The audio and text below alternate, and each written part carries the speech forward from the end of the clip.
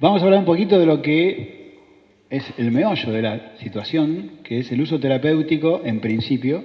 Después vamos a hablar del uso preventivo, que es lo que les iba a contar más adelante. Bien, si acá ven, no sé si por la luz se ve bien, pero estamos comparando, y eso es lo que habíamos hablado antes, de lo que había descubierto el doctor Mechoulian, que tanto los compuestos que generamos nosotros como los de la marihuana y el cannabis, incluso en lo que es la estructura química, son casi idénticos. La anandamida, que es la sustancia que nuestro cuerpo genera, es igual casi la estructura al THC, no solo en la estructura, sino también en su función y los beneficios que genera y el efecto que genera. Lo mismo que el 2-AG, que es 2-araquinodilglicerol, que vamos a decirle 2-AG, así no nos complicamos, muy parecido a lo que es el CBD. Estos cannabinoides, que unos son los endocannabinoides y otros son los fitocannabinoides, los nuestros y los de la planta, producen sus efectos interactuando con los receptores, ¿no? El neurotransmisor, la anandamida, se genera en el cuerpo a través de un impulso nervioso y impacta y se une como una llave cerradura con un receptor específico, que en este caso, por ejemplo, es el CB1, receptor cannabinoide tipo 1, que eso también es lo que descubrió este científico.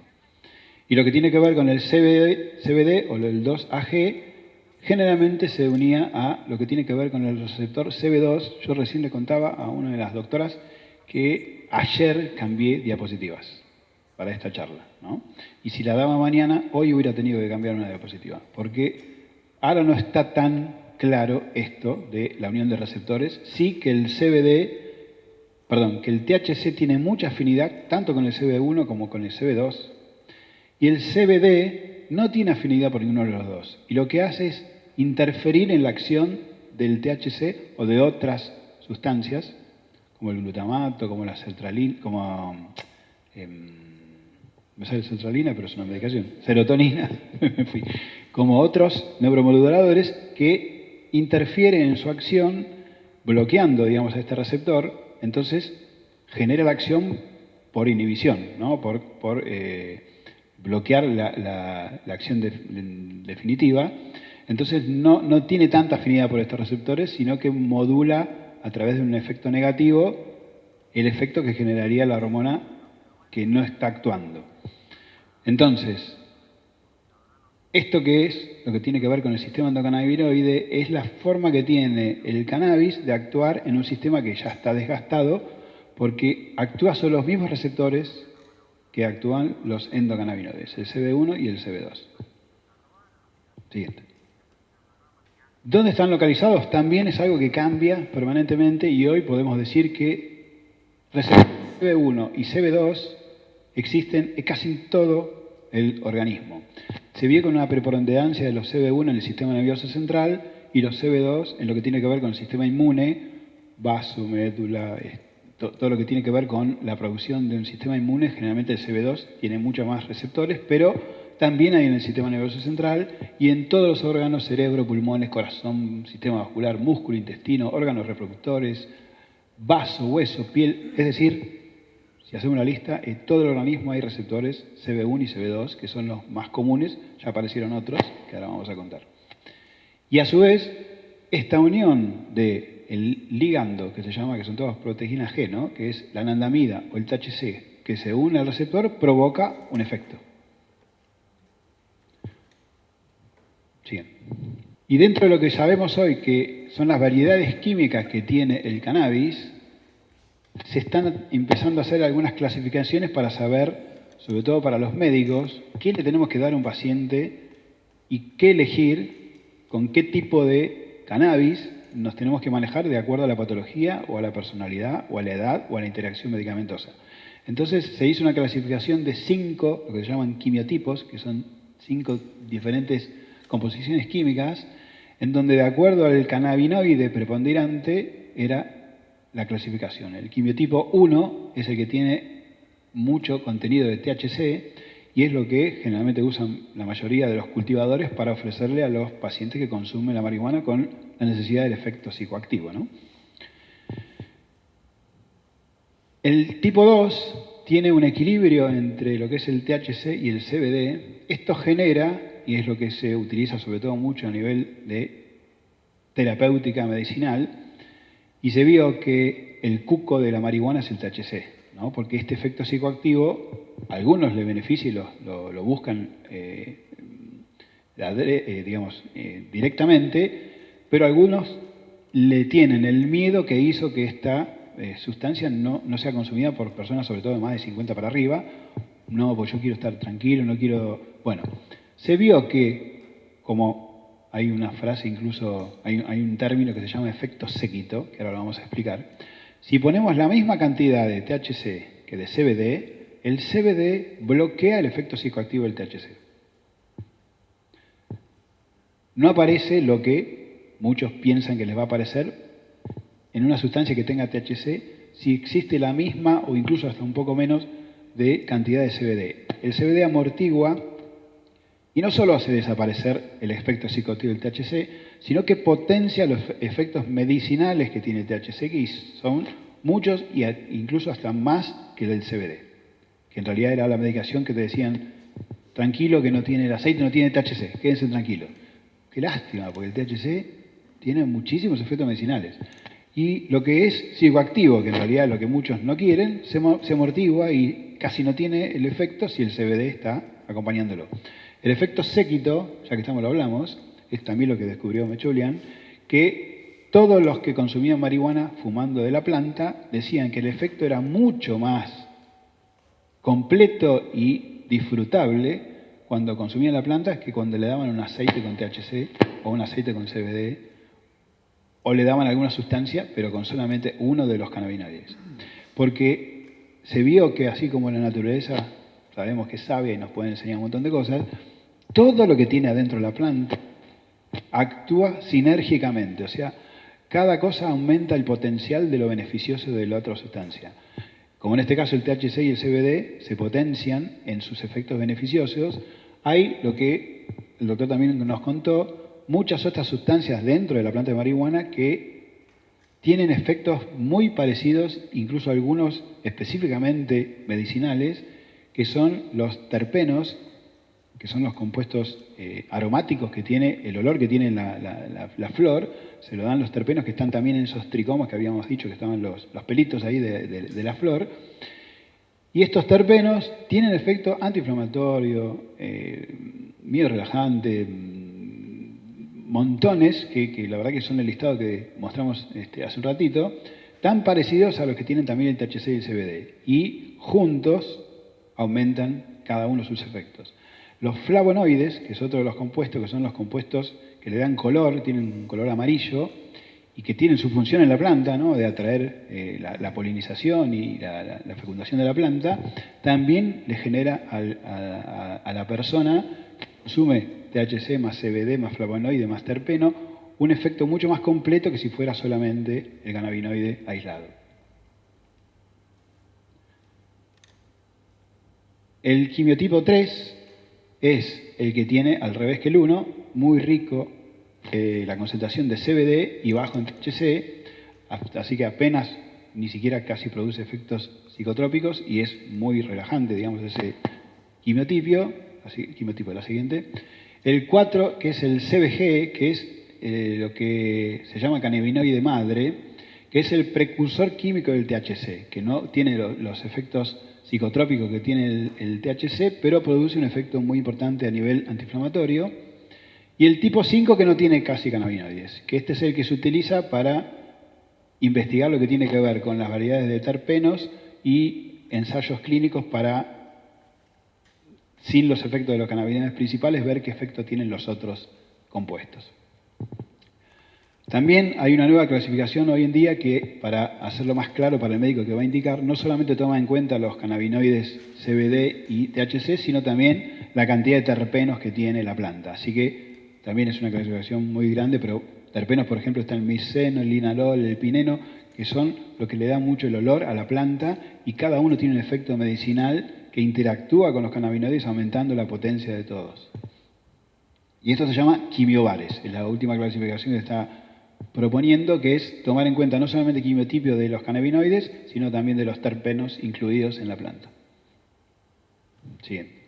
A su vez, como habíamos hablado antes del CBD, y después lo vamos a aclarar para resumir cuáles son los efectos que tiene cada uno, CBD y THC, el efecto es mucho más relajante, ¿no? Es lo que genera que se calme una persona y que esté tranquila y que pueda incluso hasta descansar y dormir. El CBD tiene esos efectos, dentro de los cuales hoy se saben que hay ya 65 mecanismos de acción que tiene el CBD, así que seguramente hoy debe haber 70. Entre otras cosas, por ejemplo, para que se entienda, modula los receptores de la serotonina, ¿no? La hormona que dijimos antes, que me equivoqué con sertralina, y interactúa en lo que tiene que ver con los estados de ánimo, el sueño, el apetito, las funciones intelectuales, regulan las náuseas, la libido sexual, la vasoconstricción, en la hemostasia, y eso a través de modular este tipo de receptores. No solamente el CB1 y el CB2, sino que los receptores de la serotonina. Bloquea lo que es un receptor que es el GPR55, que incluso está descrito como el receptor CB3. CB1, CB2, este sería el CB3. Y este receptor solo lo que hace es aumentar la proliferación celular, incluso en las células tumorales, la aumenta todo el tiempo.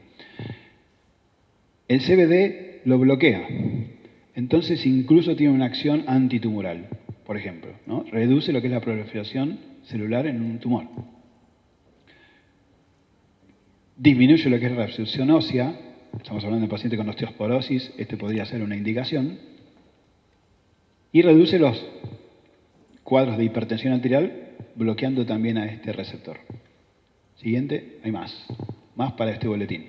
También se unen los receptores de transcripción, que se llaman vanilloides, que son los que actúan sobre todo en lo que tiene que ver con la percepción del olor y la inflamación.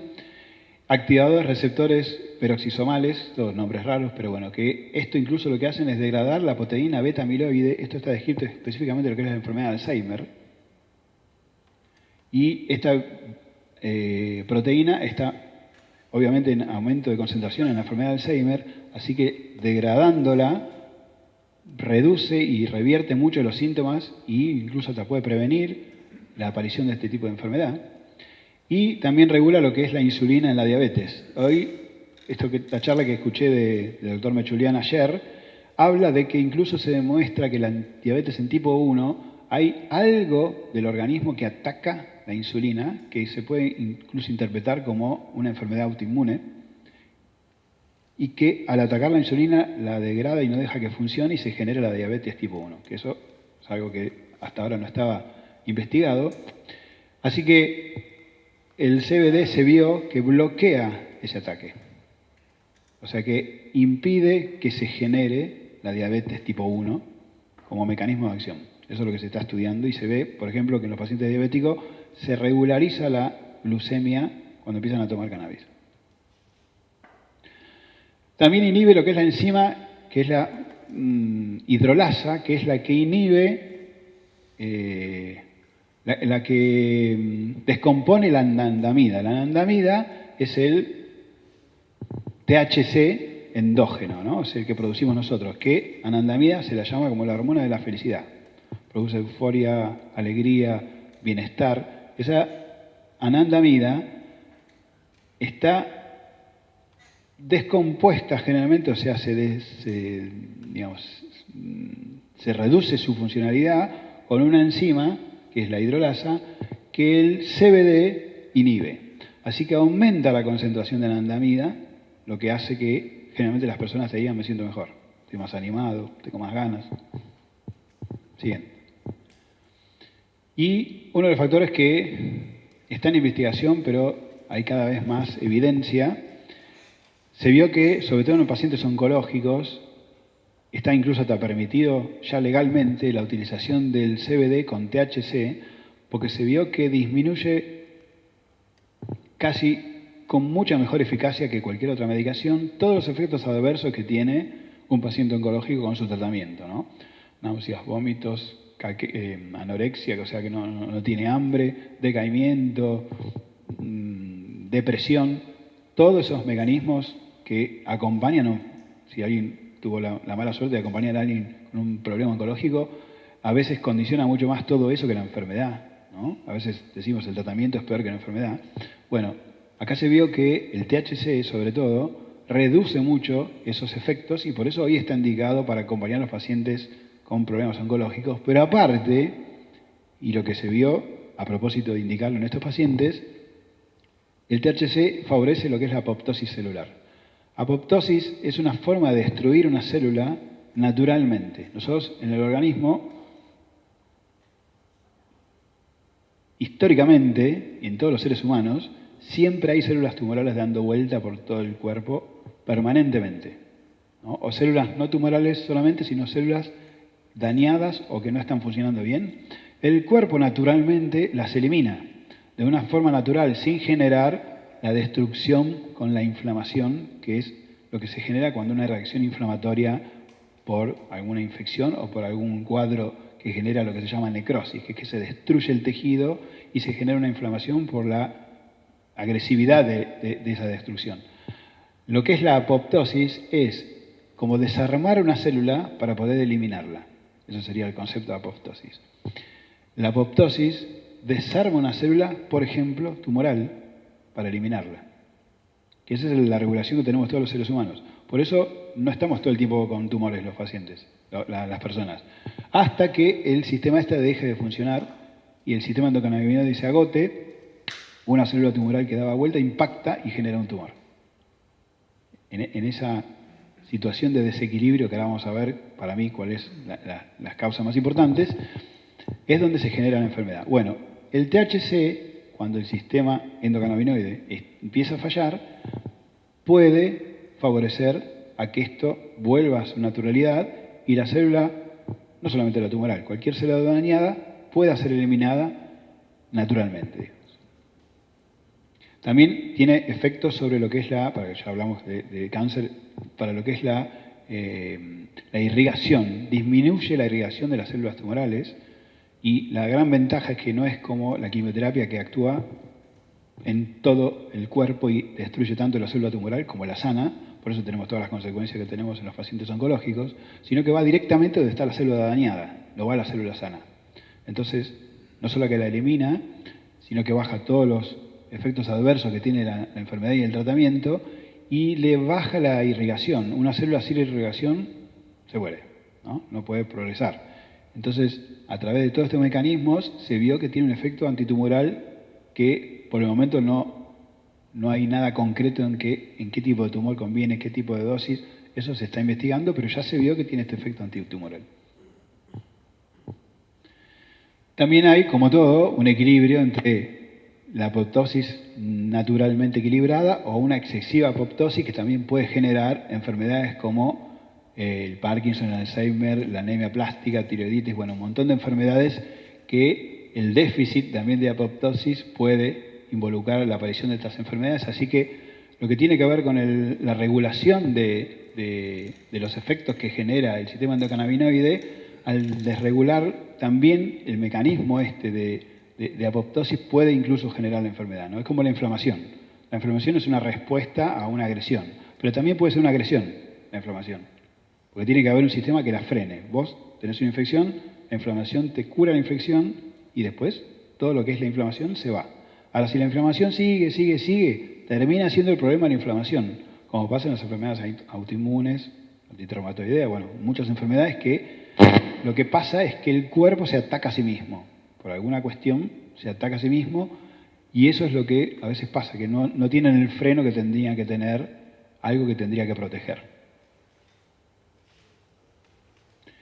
Resumiendo, como para que más o menos quede claro las diferencias entre el CBD y el THC, generalmente el CBD solo produce relajación muscular, disminución de las convulsiones por ese efecto que habíamos hablado antes, del impulso nervioso y el efecto retrógrado del CBD, reducción de la ansiedad, mejora la calidad de sueño, analgésico, y el THC, que no es el cuco, tiene el efecto psicoactivo que obviamente todos conocen, pero combinado con el CBD tiene un efecto relajante en bajas dosis, antiinflamatorio, evita las náuseas y los vómitos, aumenta el apetito por esto de regular la glucemia, a veces que la desciende y esto genera hambre, y lo que habíamos hablado antes del efecto antitumoral. Esto es lo que, a grosso modo, hoy se sabe de estos dos cannabinoides.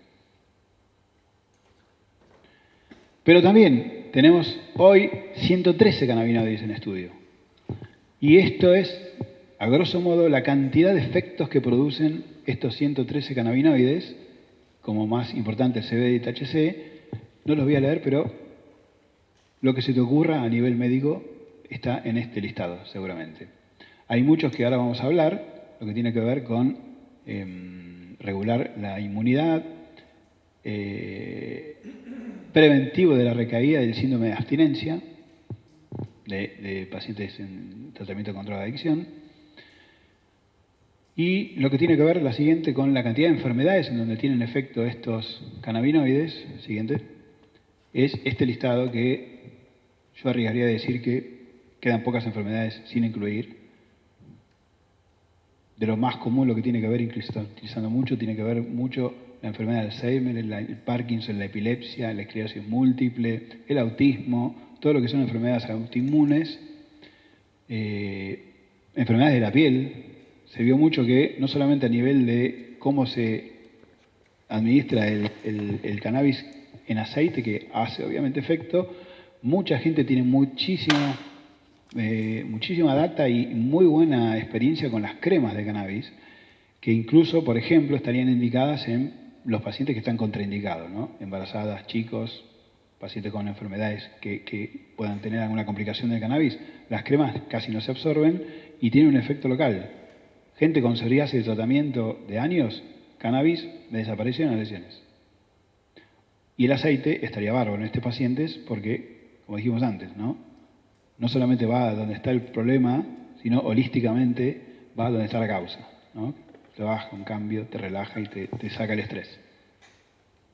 Como dijimos antes, también en la osteoporosis, bloquea el efecto de la osteoporosis.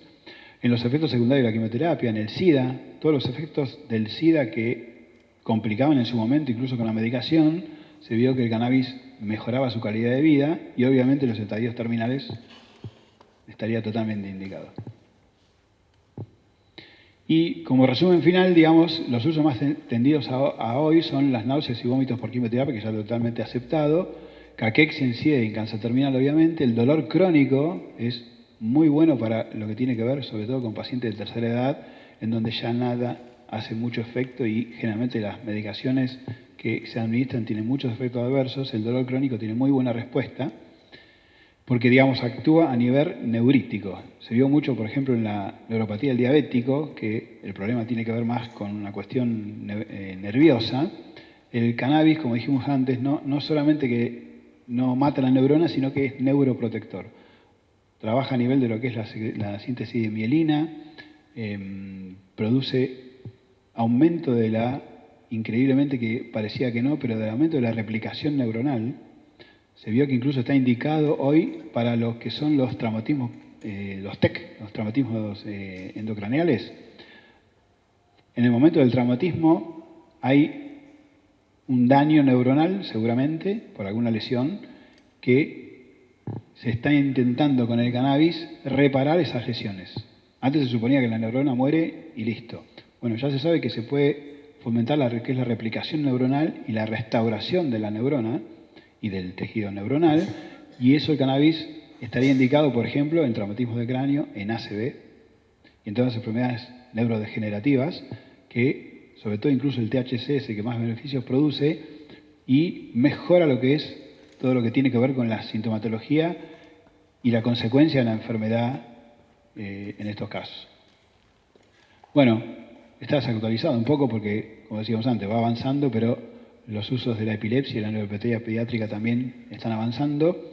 Lo que tiene que ver con evidencia preclínica, que es antes de investigación en seres humanos, solo en animales, la terapia antitumoral, que ya se está empezando a investigar muy seriamente, las enfermedades neurodegenerativas, en el glaucoma, en el asma, enfermedades autoinmunes, las inflamatorias gastrointestinales, el Crohn, la colitis ulcerosa, y lo que es en salud mental. Todo esto se está investigando y tiene un patrón común, que es que básicamente la mayoría de las enfermedades tienen un componente inflamatorio que al actuar ahí, en casi todas las enfermedades, como dijimos antes, tiene un efecto beneficioso porque desinflama primero. Primero desinflama y después empieza a actuar específicamente en cada enfermedad. Les presento a mi papá. Este es el alemán, que es mi viejo, Adolfo, que cuando yo le saqué esta foto, 93 años, mi papá, deportista desde que nació, y gracias al deporte él, un pibe, como siempre dice, venía bárbaro hasta que la típica fractura de cadera, ¿no?, que tuvo que ser resuelta con un reemplazo total de cadera y toda la cirugía con las complicaciones obvias. Parece que está leyendo el diario, pero en realidad está leyendo el prospecto del medicamento que le indicaron. Y cuando me lo mostró con esa cara, yo digo, te tengo que sacar una foto, porque un día yo voy a dar una charla y quiero mostrar esto. Todo lo que dice ahí, salvo 2 o 3 renglones que son la composición, todo es efecto adverso. Y yo me tomé el trabajo de leerlo y digo, no, debe ser un error. Increíble, no, increíble. Y la palabra salud, que me lleva a mí a pensar muchas veces qué ofrecemos con la medicina, ¿no? Porque la verdad que en lo que tiene que ver con cantidad de años, insuperable, ¿no? De un promedio de vida de 40 años llegamos a 80 años, ¿no?, con la modernidad de los avances científicos. Pero en calidad de vida no estoy tan seguro, ¿no? Sobre todo porque mi papá, mi mamá, mi tío, todos, pastillero, 4 mínimo, medicaciones todo el día, y se quedan así. Me acuerdo, mi mamá una vez me hizo reír mucho porque se fueron de vacaciones hará unos años, ¿no? Ya eran más jóvenes, y se fueron 2 semanas. A los 7, 8 días se vuelven. Y me van a llamar, me dicen, mira, nos estamos volviendo.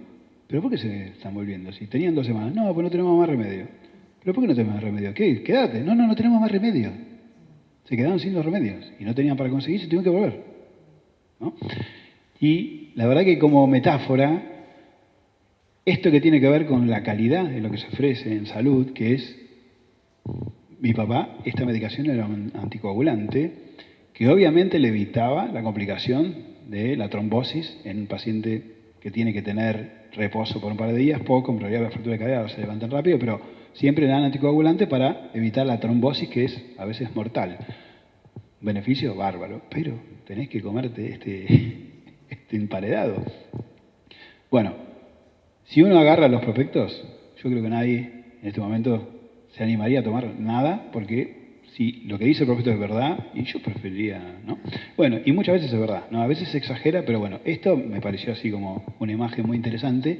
En generalmente pacientes polimedicados, con un gasto en medicación que me pasó incluso a mí, la verdad que llega un momento, sobre todo trabajando en el PAMI, aquí le tengo que pedir perdón, en que viene con la lista de medicamentos y vos se la transcribís de vuelta. Bueno, tomá Lotrial, y toda la lista se lo va repitiendo y llega un momento que ya no importa, ya lo tenés que tomar, porque aparte si se lo sacás, estuvo un problema explicarle. Entonces, esa lista de medicamentos, que son 10 medicamentos de hace 10 años, probablemente si un médico se toma el trabajo de revisar realmente, quedan 2, como mucho, y a veces ninguno. Pero si no toma la medicación, terrible, el caos, ¿no? Bueno, eso es lo que se genera en la medicina, ¿no? A mí me pasaba con lo que yo me apasioné con la que es la medicina holística, que me parece que voy a dar otra charla porque también va a ser apasionante, el doctor Juan Palomino, muchas gracias. Yo me acuerdo que una experiencia que hice es aplicar lo que es medicina holística en ámbitos no holísticos, ¿no? Por ejemplo, la guardia en un hospital, qué sé yo. Y de repente me pasaba un paciente, crisis asmática, broncoespasmo mal, violeta, 80 de saturación, normal 99, ¿no? 98, 80 de saturación, es para intubar a un paciente. Bueno, y venían así ahogándose por el pasillo, ¿no? Entonces, ¿qué te pasó? Me estoy ahogando. ¿Qué me pasó? Me estoy ahogando. Bueno, pasa, las enfermeras venían con la nebulización, con todo, y yo las paraba todas y digo, espera, déjame ver una cosa. No, doctor, momento. ¿Qué te pasa? Me estoy ahogando. Ya sé, pero ¿qué te pasa? Y respirando mal, objetivamente, en disnea, en insuficiencia respiratoria, pero como yo sabía que podían manejarlo, decime qué te pasa. No, lo que pasa es que, y me contaba, viste, como digo siempre, nadie es muy original, problema que nos pasan a todos, ¿no? Hasta que empezaba a contarlo de una manera que se involucraba, generalmente se violentaba o se emocionaba, y automáticamente cuando a uno le falta el aire, se lo doy como así sugerencia, Si te falta realmente el aire, la palabra sale entrecortada. No puedes hablar porque se te corta la palabra, ¿no? Dejó de entrecortarse la palabra, yo con el saturómetro en el dedo, 85, 90, 95, 99. Terminó el relato y con 99 le digo, espera, ¿cómo te sentís? La verdad que no puedo creer. Pues siempre se daba medicación para resolverlo. Le sacaba escuchaba sin preocuparme, 99 de saturación. Yo ni lo toqué. Las enfermeras, ¿usted es PAI, doctor? Digo, no, quédate tranquila. Bueno, maravilla para él, maravilla para mí. La verdad que, doctor, no puedo creer. La verdad que qué bien que me hizo. Bueno, fíjate a ver qué resolvés con tu suegra, con tu hermana, con lo que sea. Se iba caminando y me volvía a los 10 segundos el paciente, discúlpeme, doctor, perdón, pero no me va a dar nada. Sí, toma, salbutamol y... No había caso.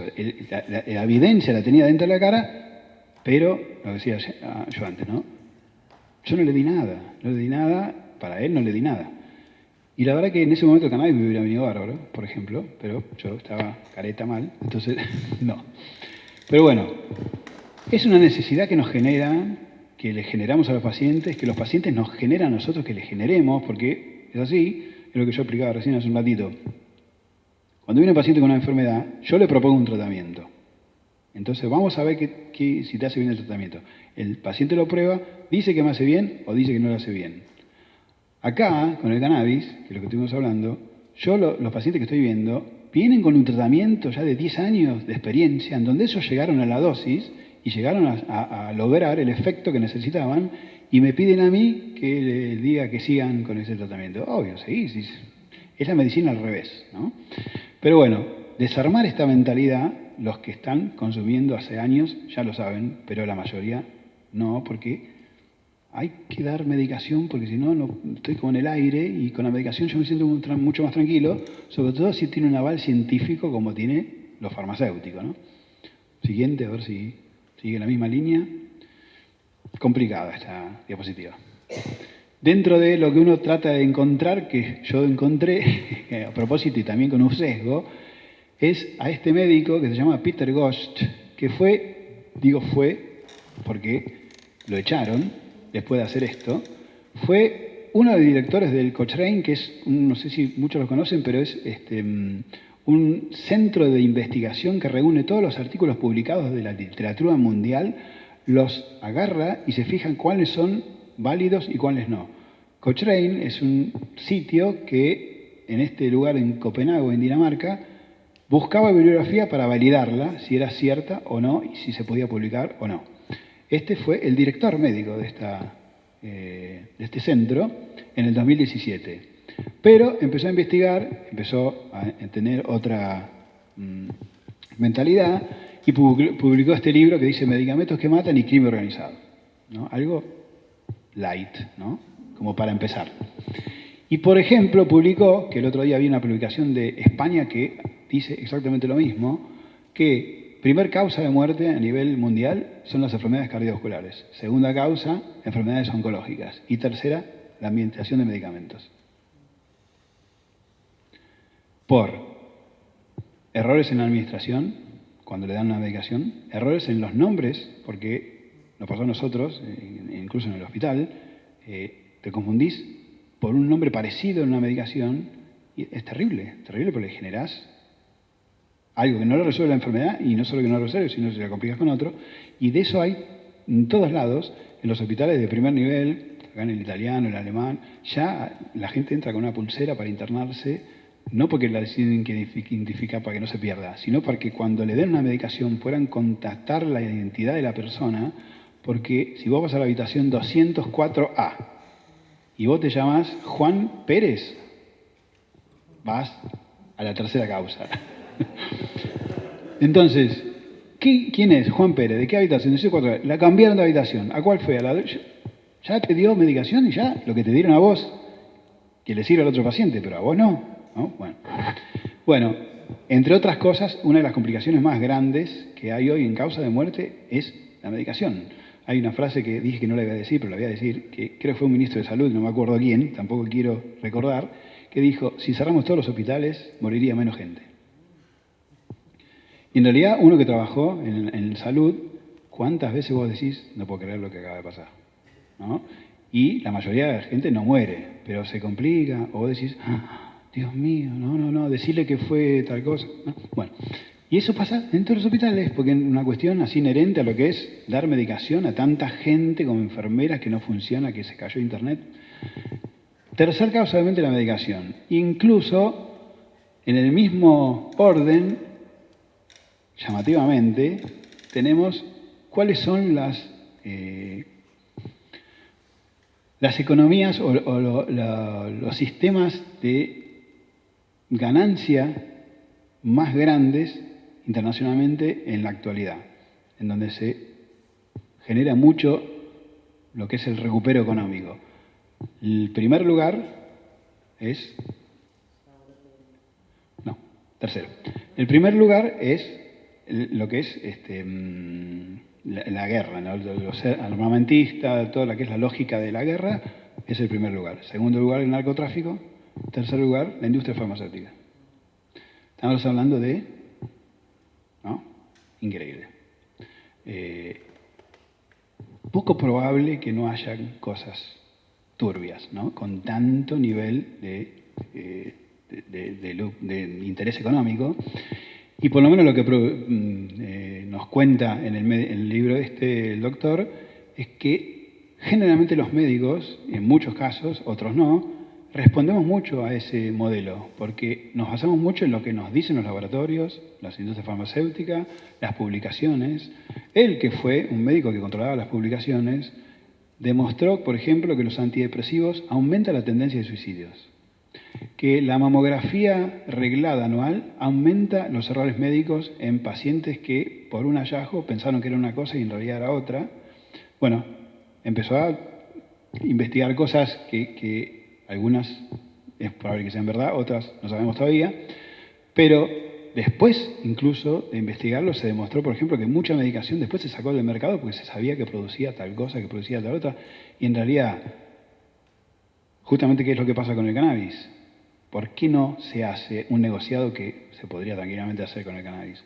Porque yo para consumir cannabis, a menos que me lo prohíbas, lo hago en mi casa. Ya está, no voy a ir a la farmacia, lo hago en mi casa. Si me lo prohíbes, tengo que ir a la farmacia. Entonces, no es un negociado todavía. Y aparte, es muy difícil de controlar porque tiene tantos efectos y tantas acciones que habría que hacer investigaciones que valdrían fortunas y bueno, no lo harían.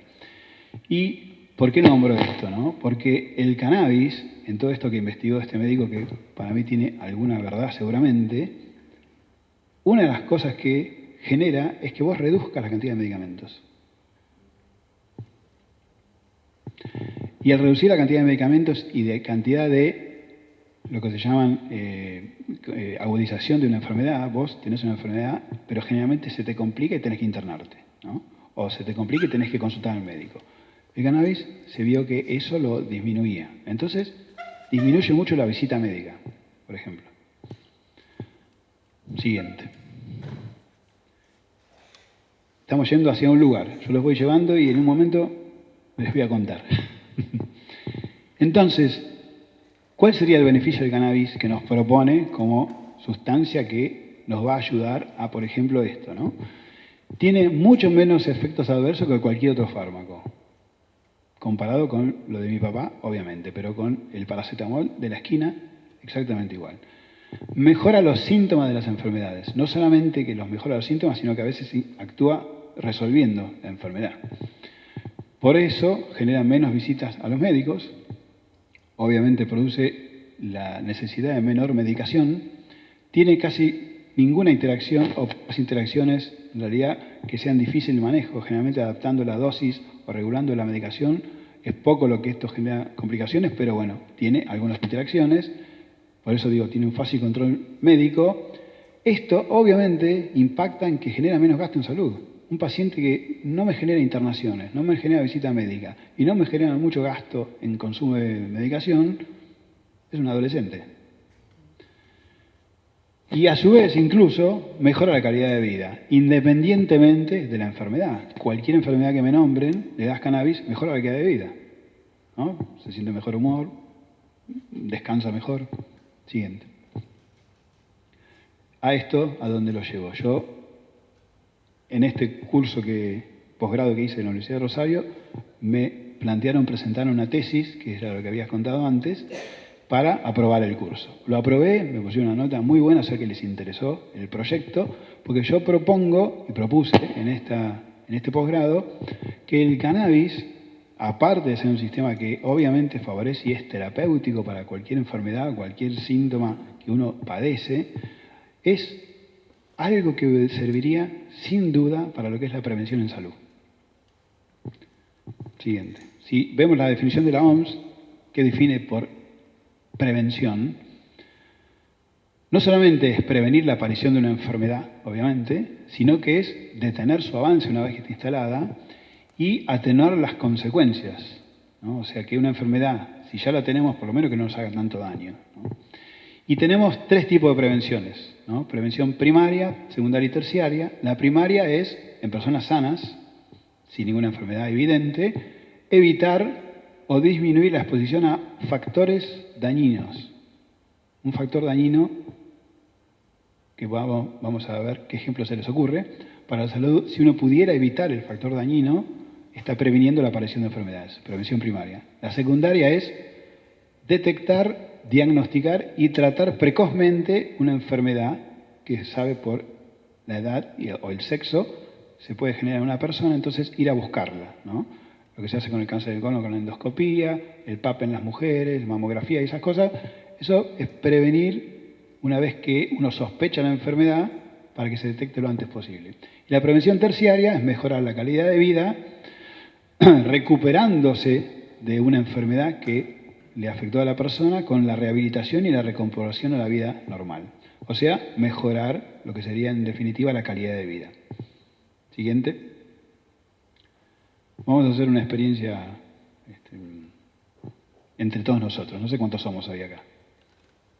Habría que contarlos, pero poner que sean 20. Dentro de lo que es la definición de la OMS, para la prevención primaria habría que evitar un factor dañino, que por lo menos para mí es el factor dañino del siglo, que es el estrés, ¿no? Nadie que padeció estrés puede desconocer que te va a generar algún problema algún día en la vida, ¿no? Y generalmente el problema se llama enfermedad. Si yo les digo que hay 4 tipos de estrés promedio, que es el estrés laboral, familiar, social y académico, yo les pido que yo nombro estrés laboral, levante la mano quién padeció estrés laboral o quién lo padece. Que se queden con la mano levantada, digo por favor. Estrés familiar. Estrés social. Estrés académico. ¿Cuántos quedan? 8 de cada 10 personas sufrió algún tipo de estrés o sufre algún tipo de estrés de los que están acá. Y si fuera así muy general esto, pasamos a la siguiente, el estrés a la mayoría de las personas nos produce este tipo de reacciones.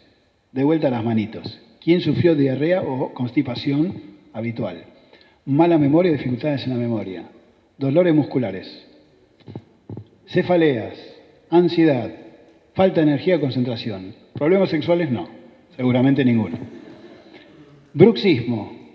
Es increíble la cantidad de gente que tiene bruxismo. Increíble. Cansancio o agotamiento. Me siento desganado, no quiero hacer nada. Insomnio.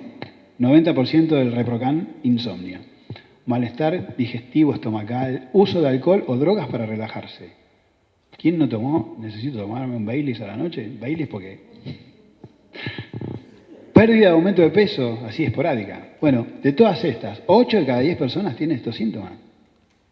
Si nosotros podemos evitar esto, que incluso en la mayoría son síntomas que todavía no son enfermedades, a largo plazo evitamos enfermedades, porque estos van a ser los orígenes.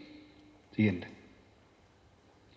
¿Qué hace el estrés en el sistema inmune, que está demostrado químicamente, ¿no? Promueve lo que es el mecanismo de lo que es el eje hipotálamo hipofisario, que viene toda una cuestión hormonal, en donde el producto final es el cortisol, ¿no? El cortisol es un inmunosupresor que, por ejemplo, es el mecanismo de huida, ¿no? Si nosotros estamos acá y de repente entra un león, todos tenemos el cortisol para vender y nos permite a nosotros aumentar la frecuencia cardíaca, aumentar la presión, inyectarnos de sangre los músculos y generarnos toda una situación de alarma que nos hace correr y salvar nuestras vidas. Ahora, lo que nos pasa a los seres humanos es que tenemos león en cada esquina, ¿no? A veces ni siquiera está, pero lo tenemos nosotros, ¿no? Y ante la insistencia de traer leones a la vida, porque lo hacemos así insistentemente, el sistema inmune se va debilitando, y es donde empieza a desequilibrarse el sistema endocannabinoide con el sistema inmune, y ya empiezan a aparecer todas las enfermedades. ¿Y qué hace el cannabis acá? El cannabis, si hay algo que hace, es inmunomodulador. A veces se estimula, a veces lo inmunosuprime, de acuerdo al efecto y a la necesidad que tenga en el momento el organismo, modula la respuesta del sistema inmune y evita que el cortisol haga lo que quiere hacer, ¿no? La siguiente, se vio que actúa en tanto los receptores CB1 activando el sistema inmune, como los receptores CB2 inhibiendo el sistema inmune, que eso es a demanda. Estos cannabinoides tienen una vida media muy corta, ¿no? Se genera el problema, se activa y se produce un cannabinoide, hace su acción y hay un sistema que es una enzima que lo degrada y lo hace desaparecer. Tienen muy poca duración porque se necesita por un momento y se deja de usar en otro. Entonces pueden hasta contraponerse los efectos de acuerdo a la necesidad. Actúan sobre todo a nivel de las células cebadas, los linfocitos T y citoquinas, que son todas las sustancias que intervienen en lo que es el sistema inmune. Y en un proceso inflamatorio, que antes habíamos dicho, cuando uno tiene una agresión física o bacteriana, por ejemplo una infección, el sistema inmune obviamente tiene que ir a defender y resolver ese tema. Ahora, si el sistema inmune se dispara solo, como lo del león, y empieza a defenderse, eso se genera una enfermedad que se llaman las enfermedades autoinmunes, y que el cannabis puede estimular el proceso inflamatorio o inhibirlo. Son todos mecanismos químicos que es bastante complicado a veces de explicarlo, pero tiene esa función de inmunomodular a lo que tiene que ver con la acción y el funcionamiento del sistema inmune. Siguiente. Entonces, si comparamos hasta literalmente el efecto del estrés y el efecto del cannabis, por ejemplo, ¿el estrés produce dificultades para conciliar o mantener el sueño? Sí, ¿no? El cannabis facilita conciliar y mantener el sueño, es la función del cannabis. La alimentación deficiente con el estrés es todos los días, comemos mal, o mucho o poco. El cannabis generalmente te abre el apetito. En el estrés generalmente tenemos falta de concentración, no podemos concentrarnos, estamos todo el tiempo con 20.000 cosas en la cabeza. Cannabis, mayor focalización y concentración. Mayor irritabilidad, mal humor, ansiedad, relajación. Mayor consumo de tabaco, alcohol u otras drogas, mejor conexión con una misma por ahora. Después vamos a explicar un par de cosas más. Pero el poder conectarte con vos mismo a veces hace que resuelvas incluso la gran mayoría de los problemas, ¿no? Así que hasta parece simétrica el efecto que genera el estrés con lo que contrapone el cannabis en la misma línea, ¿no? Ante una situación, el cannabis responde con lo opuesto. Siguiente. Y entonces la idea era proponer un programa de cannabis medicinal. Se vio que no está recomendado hasta los 20 años, por el tema de la plasticidad neuronal y que habíamos hablado antes, que el sistema nervioso se va desarrollando y hasta los 20 años convendría no utilizarlo, a menos que sea estrictamente necesario, como dijimos antes, pero ponerle no 20 años, 30 años que ya empieza la actividad laboral, con todo lo que implica el estrés y todo lo que dijimos hasta ahora, tranquilamente y visto que no genera efectos adversos importantes y la dosis letal es nula, no estaría nada mal proponer un sistema de prevención para que dentro de 10 años o 20 años podamos hacer un testeo, comparar gente que estuvo consumiendo cannabis de una forma reglada y controlada médicamente, con dosis y controles periódicos, con gente que no consumía cannabis en este ritmo de vida, ¿no? Si holísticamente yo consiguiera que la gente lo resuelva, ni siquiera cannabis, ¿no? No hace falta el cannabis, no hace falta nada. Pero no es nada fácil. Así que se me ocurrió que podía ser una idea muy interesante y dije, a lo mejor con esto me bochan y dejo, o sea, hice la experiencia, pero no, me aprobaron y la verdad que una buena nota, así que evidentemente no es una locura. Obviamente hay que organizarlo, yo le hice una propuesta y habría que presentarlo, pero incluso creo que no me quedaría mucha gente para intervenir. Creo que ya lo están haciendo, ¿no? El tema es que habría que regularlo y controlarlo para poder medirlo, ¿no? Y yo estoy seguro que si todos nosotros pudiéramos resolver el estrés o conseguir la paz interior o estar relajados, seguramente dentro de 10 años probablemente no tengamos que estar con las pastillas que toman mis viejos hoy, porque podría lograrse eso. Incluso el cannabis, a veces cuentan como que tiene un efecto de acostumbramiento y en realidad es, vos cuando administrás cannabis, se unen a los receptores. Llega un momento, después de mucho tiempo, en que se consume mucho tiempo cannabis, que esos receptores pueden agotarse, digamos, de recibir el cannabis y no tienen efecto. Entonces, a diferencia de otras medicaciones, otras drogas, si vos aumentás el efecto, no tenés más efecto, porque ya están saturados los receptores. Entonces, ¿qué hay que hacer? Incluso en el caso de que poner esto sea una propuesta a largo plazo, descansás 10 días. No consumís 10 días, te vas a un spa o te relajás, y en 10 días se reactivan los receptores y volvés a empezar como cuando empezaste. El efecto es exactamente igual que cuando empezaste. Así que incluso se podría, a largo plazo, digamos, proponer esto. Sí. ¿El objetivo cuál sería? En lo que tiene que ver con la prevención primaria, reducir el daño, que para mí es el más grande que tenemos, que es el estrés, y apoyados en la planta del cannabis, el estrés podríamos resolver todo lo que afecta al sistema inmune, la hipertensión arterial, la miocardiopatía, colesterol, diabetes, trastorno gastrointestinal, ansiedad, depresión, insomnio, etcétera, etcétera. Seguramente bajaría esta curva, y lo que sería prevención primaria. Y lo que sería prevención terciaria, siguiente, reducir la cantidad de medicamentos con todo lo que llevan los efectos adversos, interacciones y reacciones alérgicas y la tercera causa de muerte. Y en lo que tiene que ver con el factor emocional, hablando de la calidad de vida, generalmente estos pacientes tienen mejor evolución de sus enfermedades porque tienen una mejor respuesta al tratamiento, menos complicaciones y por ende menos gasto en salud, que a algún ministro seguramente le va a interesar.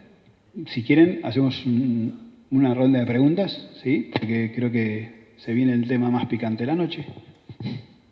Es lo que destruye el sistema nuestro, el endógeno, digamos, el endocannabinoide. ¿Por qué se desregula? Claro, bueno, ¿por qué se desregula? Se agota. Imagínate, como todo en realidad, vos si exigís a cualquier parte de tu organismo que tenga una función que cada vez sea más exigente, porque digamos, lo que hace el sistema cannabinoide es volver al equilibrio, la homeostasis, ¿no? Si eso lo haces de vez en cuando, responde. La verdad que no hay investigación para que te demuestre yo químicamente por qué. Pero yo imagino que un sistema que está sobreexigido, como le estamos exigiendo, creo que replica con cualquier otro sistema, ¿no? Si yo como mal todos los días, y en algún momento voy a tener un problema digestivo. Si yo como azúcar, y en algún momento voy a tener diabetes. Si yo pateo una piedra, y en algún momento me va a lastimar. El exceso de exigencia que tiene con sobre todo lo que es el estrés, el sistema, hace que falle. Y que hasta ahora lo que se supo es que, como cualquier sistema, tiene que funcionar en equilibrio, como yo decía holísticamente, no solamente con de la piel para adentro. Lo que vos haces, cómo comés, cómo hablás, qué escuchás, con quién estás, a qué te dedicás, cuántas cosas en tu vida haces que realmente te den placer. Si uno hace todo eso, y el sistema seguramente sería un equilibrio, como muchas veces. Ahora, generalmente no trabajamos, nos gusta, no estamos con la persona que queremos, no comemos lo que hay que comer. Es todo el tiempo como, ¿hasta cuándo? Te dice. Me imagino que debe ser que se cansa también. Pero químicamente no está explicado.